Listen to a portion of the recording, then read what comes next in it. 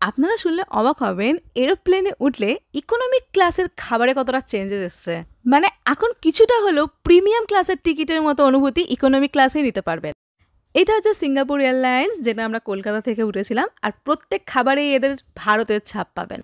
যেমন দেখেন, এরা যে ব্রেডটা দিয়েছে এটা কুমড়ো দিয়ে বানানো, আর কুমড়ো কিন্তু আমাদের দেশের জাতীয় সবজি।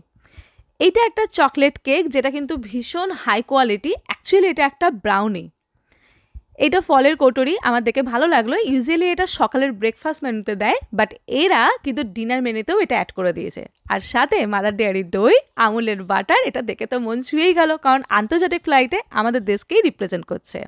আর এই কাটলেরি সেটটা হচ্ছে বেস্ট থিং এদের, এটা আমি শেষে বলবো কেন। মেনুটা কমপ্লিট করি। এখানে দেখেন একটা পাঁপড় বেরোচ্ছে। ছোট বড় আপনাকে যাই খাবার দিক সব কিছুই এটা প্যাকেটের মোড়কেই দেবে, হাইজেন মেনটেন করে। আর মেন খাবার হচ্ছে এইটা, আমরা ভেজ মেনু নিয়েছিলাম, আর এটা চাইল্ড মিল। এখান থেকে একটা চিজ পাস্তা বেরিয়েছিল, আর কোয়ান্টিটি এতটাই ভালো যে দুজন মিলে খেলেও কিন্তু পেট ভরে যাবে সেরকম। আর ছিল জলের বোতল। বাট প্লাস পয়েন্ট হচ্ছে ওরা দিয়েছিল চিপস, চকলেট আর জুস।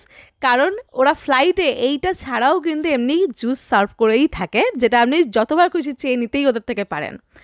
আর কাটলেরি সেটটাকে বেস্ট এই জন্যই বললাম, কারণ ওরা এইটাকে স্টেনলেস স্টিল দিয়েছে, যেখানে এখনও প্রায় অনেক ফ্লাইট প্লাস্টিক ব্যবহার করে।